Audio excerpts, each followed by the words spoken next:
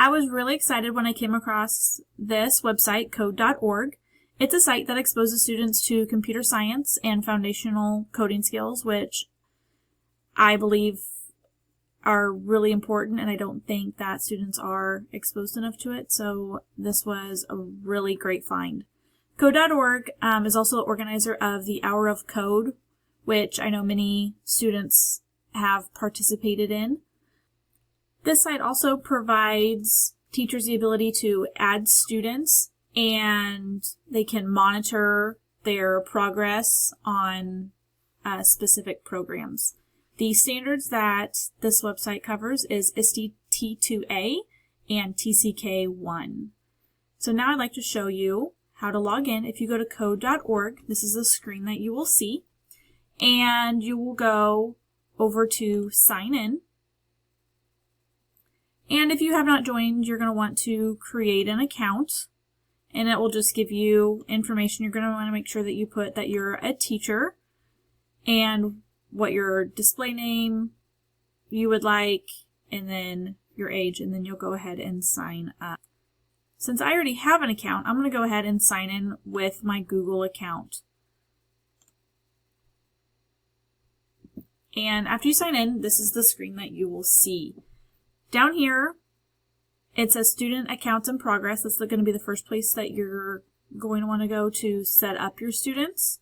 If you're not familiar with coding, it can be a little bit overwhelming, but it just takes time and practice. And so I think before you show this to your students, if they've never seen coding, you might want to do a few programs first and learn how to do the coding. So here I've already set up a section, but if you want to set up, you have a new section here. You're going to want to name it. And then their login type, I have primary students, so I would either choose Word or Picture. My students don't have their own email, so I would not choose that, but older students, you could do either one of those. You're also going to put their grade, which course you would like to do, so this is where you want to do a little bit of research and figure out what is going to be best for your students.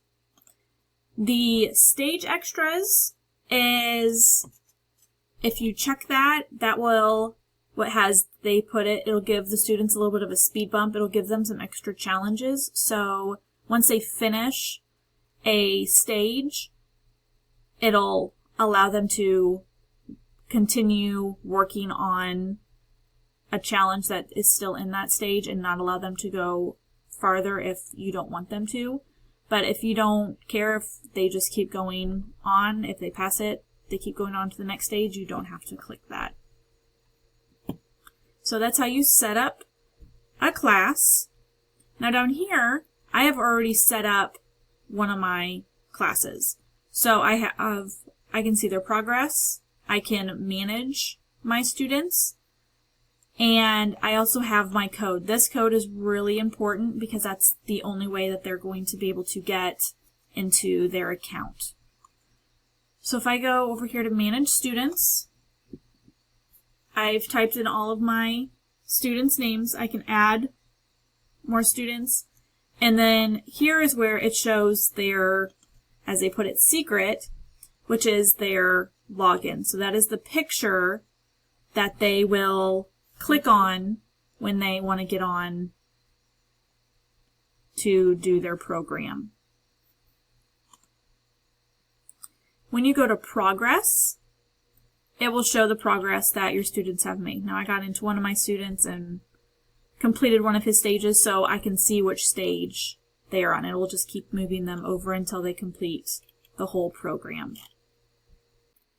Now I'm going to go back up and click on my name and go back to the teacher homepage, which is that first screen that I started on when I first logged in.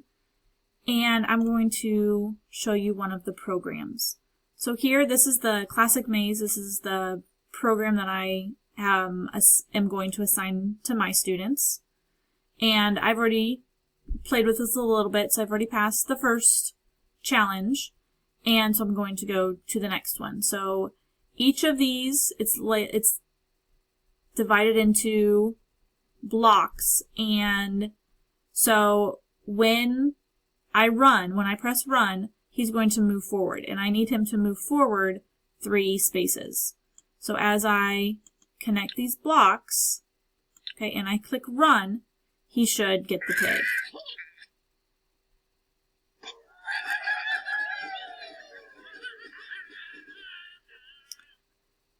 So here it says that you've completed the puzzle and tells you how much code you wrote and how many lines you've written total. If students are having difficulty, there are different videos, and they also provide hints for the students to be able to help them out. So that is one of the programs. And if you go here to Code Studio, this is where you can look at all of those different courses and choose which one you think would be right for your students. So here's the Classic Maze, and I've also tried the Flappy Code as well. And so it has different themes to keep the students engaged.